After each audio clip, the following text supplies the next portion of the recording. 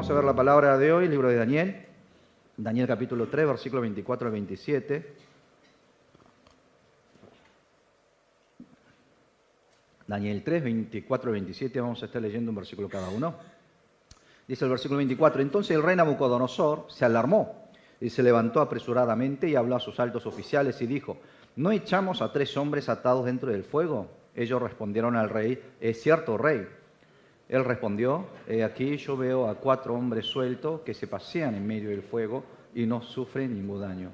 Y el aspecto del cuarto es semejante a un hijo de los dioses.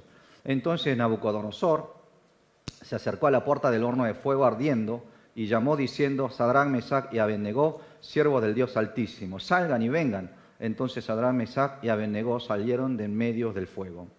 Y se reunieron los sátrapas, los intendentes, los gobernantes y los altos oficiales del rey para mirar a estos hombres, cómo el fuego no se había enseñoreado de sus cuerpos, ni se había quemado el cabello de sus cabezas, ni sus mantos se habían alterado, ni el olor del fuego había quedado en ellos. Amén.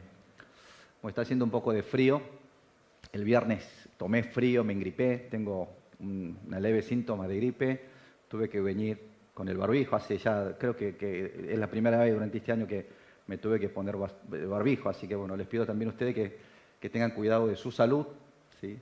¿Qué le parece si tomamos las manos del hermano que está al lado? Decimos, yo seré la estufa para vos. Al menos durante este culto, si sienten frío, ¿sí? Tomen la mano del hermano que va a estar allí actuando de estufa. Bueno, el pasaje de hoy nos cuenta una historia que es bien conocida por todos nosotros. Nos habla de la fe de estos 3 amigos de Daniel. Después de que Israel fuera conquistado por Babilonia, Daniel y sus 3 amigos fueron llevados como prisioneros. Ahora, no como prisioneros de guerra, sino para que sean parte de una estrategia que tenían los babilonios, de educar a los niños de países conquistados con la ciencia y la cultura de ellos y luego utilizarlo como líderes para gobernar a distintos países que estaban bajo sus dominios. Fue así que intentaron despojar a Daniel y a sus amigos de la fe y de la cultura de Israel y vestirlos con la ideología y con la cultura de Babilonia.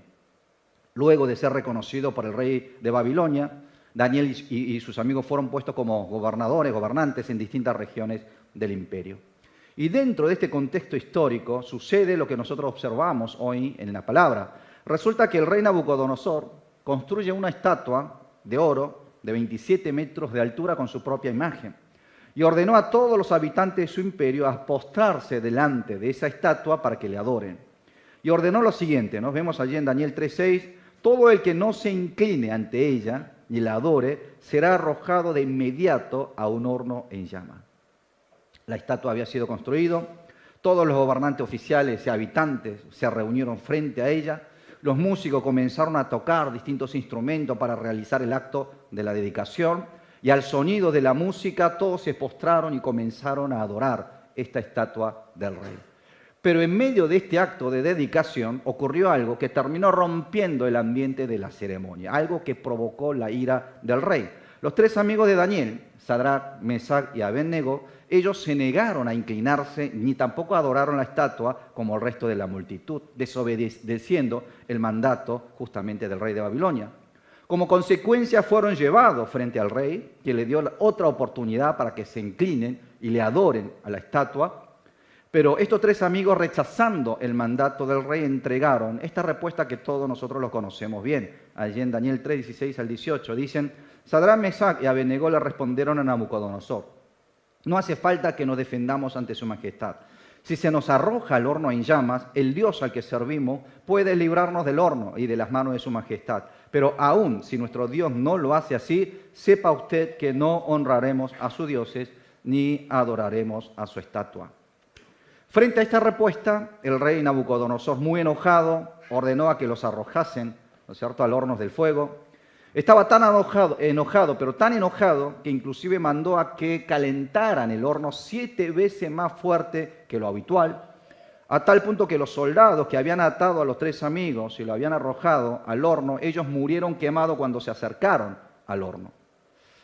Pero luego de que estos 3 amigos fueran arrojados al horno, el texto de hoy nos muestra un suceso sorprendente. Porque cuando el rey mira el horno, en vez de observar 3 personas, 3 hombres allí, él terminó encontrando 4 hombres caminando entre las llamas. Dice en el versículo 25 de hoy, él respondió, he aquí, yo veo a 4 hombres sueltos que se pasean en medio del fuego y no sufren ningún daño. Y el aspecto del cuarto es semejante a un hijo de los dioses. Hay 4 hombres caminando en medio del fuego, dice el rey. Y el cuarto tiene una imagen, su semejanza es como la de un hijo de los dioses. Más adelante termina sacando a estos 3 del horno. Y sobre el estado de estos jóvenes que habían sido arrojados, dice lo siguiente en el versículo 27. Se reunieron los sátrapas, los intendentes, los gobernadores, los altos oficiales del rey, para mirar a estos hombres. Cómo el fuego no se había enseñoreado de sus cuerpos, ni se había quemado el cabello de sus cabezas, ni sus mantos se habían alterado, ni el olor del fuego había quedado en ellos. Claro, cuando alguien hace una parrilla, por ejemplo, cuando nosotros nos acercamos, nos paramos juntos, ¿no es cierto?, a esos carbones encendidos, muchas veces terminamos impregnados inclusive, ¿no es cierto?, de ese olor a ceniza, ese humo, ¿no es cierto?, del carbón. Sin embargo, ¿qué encontramos aquí? Dice que sus cabellos no se quemaron, sus mantos, su ropa no se alteraron, ni había olor del fuego sobre ellos. Entonces, después de ser testigo de este hecho asombroso, el rey Nabucodonosor termina adorando a Dios de estos 3 amigos y ordenó a todo el imperio, a todo el país, que solo el Dios de ellos debía ser adorado, ¿no es cierto?, y alabado dentro de su imperio.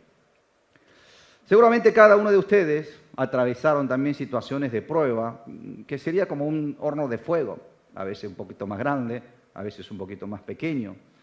Suele ser que ese tiempo de dificultad a veces durar mucho tiempo, o a veces suelen ser tiempos breves en donde encontramos una solución rápidamente, pero ya sean largos o cortos, siempre la dificultad son tiempos duros, ¿no es cierto?, para cualquier persona. A veces no sabemos cuándo terminaría o acabarían los problemas, o si alguien nos puede ayudar, situaciones desesperantes en donde no sabemos cómo salir o superar esas dificultades. Si tuviera que hablar del momento más difícil de mi vida, les puedo decir que fue el año 1999. ¿Qué pasó en ese año? Resulta que mi esposa perdió mucha sangre mientras daba a luz, ¿no?, que la tuvieron que llevar a la terapia intensiva. Así que tuve a mi esposa internada en terapia intensiva, mientras que el bebé recién nacido lo llevaron para la neonatología. Me acuerdo que de día yo pasaba algunas horas con mi hijo en las salas de neonatología, y de noche me quedaba en la terapia intensiva con mi esposa porque del hospital me habían dado un permiso para poder estar con ella. Fueron 10 días muy duros para mí. Pero exactamente 3 meses después, recibí la noticia de que mi hermano, que viajaba por la ruta, había sufrido un grave accidente, ¿no?, y había sido también internado en la terapia intensiva. Me acuerdo que tuve que viajar hasta la provincia de Río Negro, porque del hospital en que estaba internado decían que no tenían suficientes respiradores, y tuve que realizar todo un trámite para trasladarlo hasta un hospital acá de la ciudad de Buenos Aires. Entonces, durante esos 3 meses en que tuve que estar visitando las terapias intensivas de distintos hospitales, y ver a mi esposa, a mi hermano, internado, ¿no?, acostados allí sobre la cama, la verdad que me llevaron hacia un cansancio emocional y espiritual muy grande. Aquellos que pasaron por terapia intensiva o que tuvieron familiares internados allí saben que la muerte no está muy lejos de nosotros, está bastante cerca. Y saber que no podía hacer nada, no había nada que yo podía hacer en ese momento, no fue una situación muy difícil. Y me acuerdo que había cuestionado delante de Dios constantemente, ¿no?, diciendo ¿por qué a mí? ¿Por qué tenía que estar viviendo tal situación? Y eso es lo que nos pasa cuando enfrentamos las dificultades en nuestra vida. Nuestra fe se debilita, nuestro espíritu, nuestra espiritualidad cae al suelo, nos sentimos cansados y hasta desesperados. Es así. Hay momentos en nuestra vida donde las dificultades se presentan como un horno de fuego, como el horno en llama. Este horno que enfrentaron los 3 amigos de Daniel. Por eso me gustaría en esta mañana compartir con ustedes, por medio del pasaje de hoy, un mensaje de consuelo, un mensaje de esperanza y también de fortaleza para todos nosotros. Ahora, el pasaje de hoy nos está mostrando que si mantenemos nuestra fe frente a las pruebas, ¿Dios nos va a salvar por medio de los milagros? ¿Eso es lo que está contando el pasaje de hoy? Por supuesto que cada dificultad que enfrentamos en la vida es una batalla de fe. Pero al batallar por la fe, ¿siempre experimentamos los milagros como se observa en la palabra de hoy? Y la respuesta es, no siempre. ¿No es así? Porque si obtuviésemos resultados milagrosos siempre, si el milagro estuviese garantizado para todos los momentos de nuestra vida, entonces batallar por la fe no sería una tarea muy difícil que digamos. Aún en la Biblia podemos ver que la salvación milagrosa no siempre ha estado presente en las vidas de los hombres de Dios. En Hebreos capítulo 11 sabemos que nos hablan de los héroes de la fe. Y hablando de estos hombres y mujeres de la fe, dice lo siguiente en Hebreos 11, 36 y 37. Otros recibieron pruebas de burlas y de azotes, además de cadenas y cárcel. Fueron apedreados, aserrados, puestos a prueba, muertos a espada, anduvieron de un lado para otro, cubiertos de pieles de oveja y de cabra, pobres, angustiados, maltratados. No siempre salieron de la persecución salvados de manera milagrosa, según este pasaje, no. Fueron encadenados, encarcelados, apedreados, aserrados. ¿Y hasta qué dice? Dice, muertos a espada. Por supuesto que sí, ha habido salvaciones milagrosas. Entre nosotros también tenemos el testimonio de hermanos que se curaron de una enfermedad milagrosamente o que revivieron el negocio en medio de una crisis de manera milagrosa, que inclusive restauraron una relación rota también de manera milagrosa. Sin embargo, no todos experimentamos el mismo milagro frente a los mismos problemas. ¿No es así? Por eso, hermanos, cuando hablamos de vivir por fe, de vivir una vida cristiana, esa vida no se trata de estar experimentando milagros siempre, no. Sino se trata más bien de vivir manteniendo nuestra identidad cristiana y la confianza hacia Dios a pesar de los problemas no resueltos en la vida.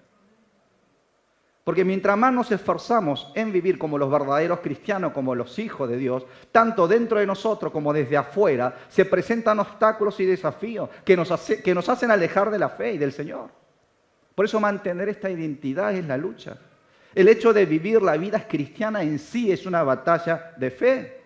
A veces sufrimos injusticias, a veces persecuciones, justamente por ser cristianos, por querer mantener esta identidad. Y recuerden, no siempre salimos de esa lucha con soluciones milagrosas, ¿no? Como nos muestra la palabra de hoy. Entonces podemos hacer esta pregunta: ¿qué es lo que Dios nos quiere mostrar con la palabra de hoy si estos milagros no son para todos? ¿Cuál es el mensaje que Dios nos quiere entregar con la palabra de hoy? Teniendo en cuenta esta pregunta, vamos a ir descubriendo el mensaje que Dios entrega hacia los que mantienen una batalla de fe en sus vidas. Hay un libro escrito por un escritor y conferencista de Estados Unidos llamado Zig Ziglar que se titula Nos vemos en la cumbre. En este libro el autor comenta esta frase: tu actitud, no tu aptitud, determinará tu altitud. No parece un juego de palabras. La aptitud, o sea, la capacidad, la habilidad o los talentos que uno pueda tener en la vida, por supuesto que son importantes, pero lo que realmente importa, según este autor, es qué tipo de actitudes tenemos frente a los distintos desafíos de la vida. Eso es lo que va a determinar la altitud, tu posición en la vida que vivís, en la vida de una persona. Y esta misma frase la podemos también aplicar en el ámbito de nuestra fe. Porque el que vive por la fe no vive apoyándose en sus propias habilidades, capacidades, en su aptitud, sino vive confiando en la gracia, ¿no es cierto?, y en la guía del Señor. Frente a una actitud de fe delante de Dios. No, hasta es difícil de pronunciar. Por eso, más que cualquier otra cosa, lo que realmente importa para nosotros, hermanos, es una actitud. ¿Qué tipo de actitudes tenemos delante de Dios? Esa actitud de poder mirar la vida a través de los ojos de Dios, de ese Dios que nos entrega la gracia, de ese Dios que nos entrega la fuerza necesaria para poder vivir esta vida cristiana. Porque cuando se trata de la batalla de fe, no peleamos con nuestras habilidades, no la peleamos con nuestra fuerza, no se trata tampoco de nuestros talentos, sino se trata de la actitud. ¿Con qué actitud enfrentamos esa batalla? ¿Como alguien que confía en Dios o como alguien que desconfía de Dios? Entonces, ¿con qué actitud estos tres amigos de la palabra de Dios ellos libraron la batalla de la fe? Bueno, mientras meditamos sobre la actitud de estos tres amigos, los invito a examinar también las actitudes que ustedes tienen delante de Dios y delante del mundo. En primer lugar, podemos observar una actitud que reconoce a Dios como el Todopoderoso. Miremos el versículo 3 y 7. Dice, si se nos arroja al horno en llama, el Dios al que servimos puede librarnos del horno y de las manos de su majestad. Con esta confesión, ellos estaban declarando cómo era el Dios que ellos creían. Creían en un Dios todopoderoso. que podía librarlos de en medio de este horno en llamas y también librarlos de la mano del rey Nabucodonosor. Estaban reconociendo que cualquier situación que se presentare ante ellos no era nada delante del Dios omnipotente. Puede ser que el horno de fuego en llamas esté delante de ellos. Puede ser que el rey Nabucodonosor tenga suficiente poder para matarlo. Pero estaban convencidos de que el horno del fuego y el rey Nabucodonosor eran nada delante del Dios Todopoderoso. Esa era la actitud que ellos tenían.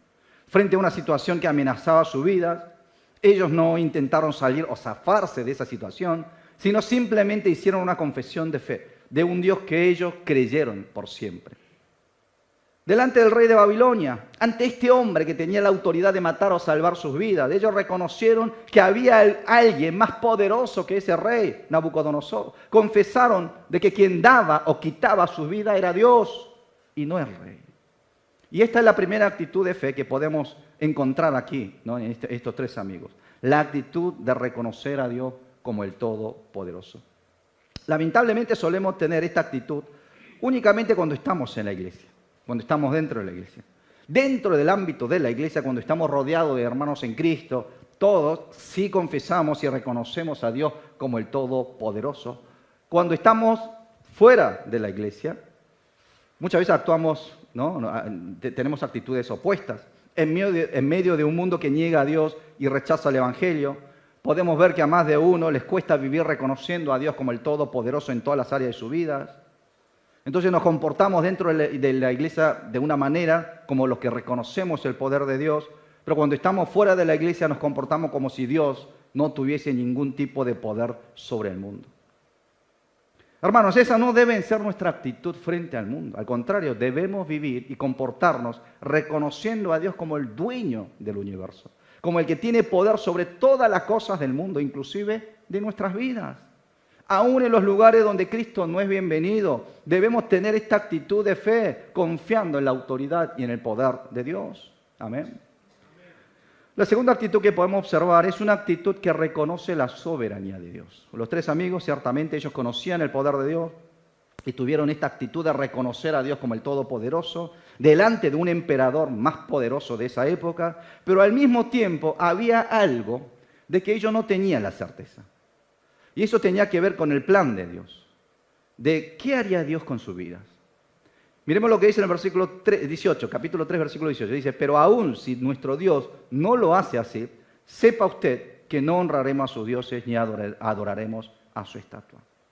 Miren lo que dice aquí. Dice, aún si Dios no lo hace. Estos tres amigos estaban convencidos de que Dios era el Todopoderoso, que lo podía salvar, que tenía esa autoridad, pero sobre si Dios lo rescataría o no del horno en llamas, no era una decisión que estaba en ellos, sino esa decisión les correspondía a Dios. Dios era quien podía y debía decidir si ellos serían rescatados o no. Entonces entrega esa decisión en la mano del Señor. Conocían el poder de Dios, pero al mismo tiempo aceptaban también la decisión de Dios. Dios era plenamente soberano para ellos, para decidir qué hacer con la vida de estos hombres. Hermano, la segunda actitud de fe que debemos tener y que podemos aprender estos tres hombres es esto: saber reconocer la soberanía y la bondad de Dios sin importar los resultados. Cuando hablamos de tener una buena fe o una fe grande, hay algo de la que solemos estar confundidos. Solemos creer que nuestras convicciones o hasta nuestros deseos, inclusive muchas veces, es o son la voluntad de Dios. Por ejemplo, cuando leemos el versículo 18, cuando ellos dicen, aun si Dios no lo hace, puede quizás para algunos parecer esta declaración como una declaración de duda, ¿no? Una declaración incrédula, falta de fe. ¿Por qué? Porque para nosotros, para muchas personas, ¿qué es tener una buena fe? Creemos que tener una buena fe es poder decir, Dios nos va a rescatar sí o sí de esta situación. Estoy seguro de que Dios nos va a sacar de este horno de fuego. No, hacer estas declaraciones creemos que es tener buena fe, ¿no? Y ni siquiera le damos opciones a Dios. De hecho, nosotros terminamos tomando las decisiones por Dios y creemos que eso es tener buena fe. Pero hermanos, les puedo decir que la fe no se trata de eso, ¿no? Esa no es una buena fe. No es lograr lo que yo quiero. No se trata de ver mis deseos cumplidos. No. La fe es creer en Dios creer en la obra que Él va a hacer, sin importar cómo sean y cuáles sean los resultados. Entregar la decisión y los resultados en la mano de Dios, eso es tener fe. Eso es reconocer la soberanía de Dios sobre mi vida. Por eso, los deseos cumplidos o no, hermano, eso no determina si uno tiene fe o no. ¿No? Esa no es la actitud que nosotros debemos tener delante de Dios, sino aceptar y reconocer a Dios como el soberano del mundo y aceptar sus decisiones, aceptar su voluntad. Esa es la actitud que debemos tener delante del Señor. Por supuesto que no está mal orar y pedir por nuestro deseo. Perfecto, lo podemos hacer. De hecho, lo debemos hacer. Pero el resultado, la respuesta, lo tenemos que dejar en las manos del Señor. Y no está en nosotros. Debemos encomendar completamente esa decisión en las manos del Señor. Y aceptar lo que venga de Dios, ¿no? Aunque no sea lo que hayamos deseado, ¿no? Aceptar lo que venga. Eso es reconocer la soberanía de Dios. Y esa es la verdadera fe. En tercer lugar, podemos observar una actitud que obedece a la palabra de Dios. Volvamos a leer Daniel 3:18, que dice: pero aún si nuestro Dios no lo hace así, sepa usted que no honraremos a su Dios ni adoraremos a su estatua. Estos tres jóvenes no sabían cómo terminaría la situación que estaban enfrentando, pero sin importar los resultados, ¿qué es lo que ellos están declarando o diciendo? Dice que ellos iban a obedecer la palabra de Dios. Delante de un rey que amenazaba con matarlo por no adorar, no la estatua que había levantado, estaban declarando de que ellos iban a obedecer la palabra de Dios y no la palabra del rey. Aunque Dios no nos rescate, no importa. No honraremos a su Dios ni adoraremos a esta estatua. No tener dioses ajenos fue el primer mandamiento que Dios entregó. No te harás imagen ni te inclinarás a ellas. Fue el segundo mandamiento que el Señor entregó. Estos tres amigos conocían esos mandamientos de Dios y sin importar la amenaza de muerte que venía del rey, ellos tomaron la decisión de obedecer justamente esos mandamientos de Dios. Porque la palabra de Dios es verdad, porque la fe es creer en la palabra de Dios, porque obedecer la palabra, eso es vivir por fe. Si solo hubieran mirado la amenaza que estaba delante de ellos, seguramente 1000 pensamientos les pudo haber pasado por sus cabezas. Pero si solo con inclinar y hacer la reverencia delante de esta estatua me puedo salvar, lo haría por única vez, una sola vez y no lo volvería a hacer. Pudieron de alguna manera haber considerado estas opciones, otros factores, para salirse de esa situación. Sin embargo, aún así, ellos decidieron obedecer la palabra de Dios. Poder obedecer la palabra de Dios, hermanos, sin importar las consecuencias, esa es la actitud de fe que debemos tener en nuestra batalla espiritual. Bien, bueno, hasta aquí consideramos 3 actitudes de fe que debemos tener para una batalla de fe en nuestras vidas. Reconocer a Dios como el Todopoderoso, ¿no? Sin importar la circunstancia. Reconocer la soberanía de Dios en todo tiempo. Obedecer la palabra de Dios sin importar las consecuencias. Entonces realmente deseo que esta actitud de fe pueda sobreabundar en la vida de ustedes y puedan pelear una buena batalla de fe bajo la gracia de Dios. Ahora, hasta aquí observamos sobre las actitudes que tuvieron estos 3 amigos frente a una situación que desafiaba la fe de ellos. Y aquí podemos hacer esta pregunta.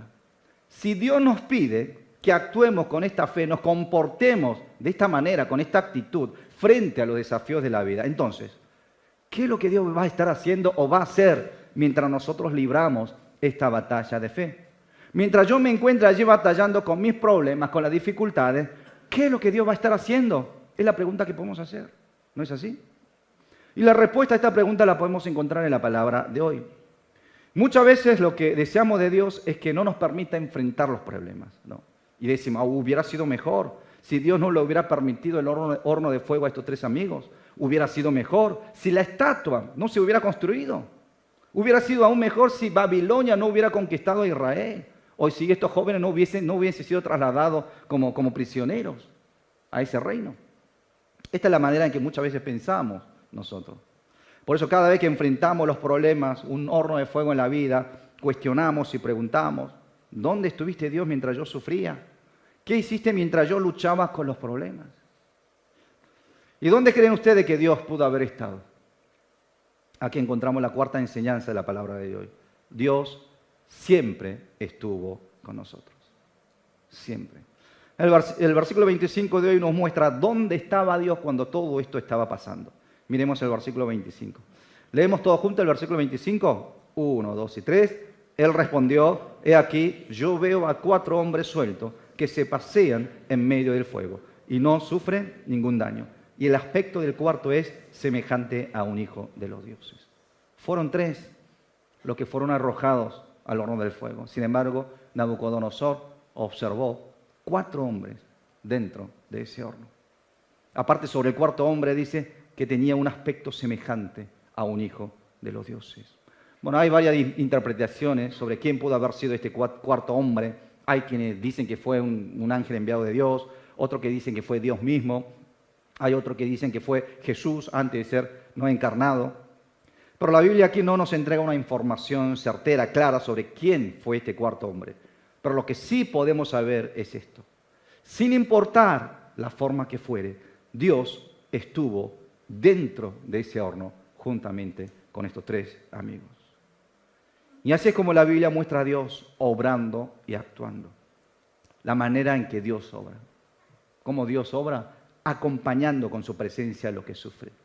Estando junto a los que padecen por causa de la fe. Y es así como Dios sigue obrando aún en el día de hoy.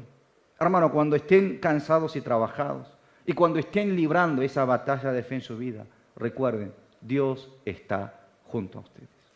Dios está con nosotros, un Dios Emmanuel. Amén. Y ahí es donde encontramos el consuelo. Porque no estamos luchando solos, no estamos padeciendo solos. Dios está caminando junto a nosotros. Vamos a ver.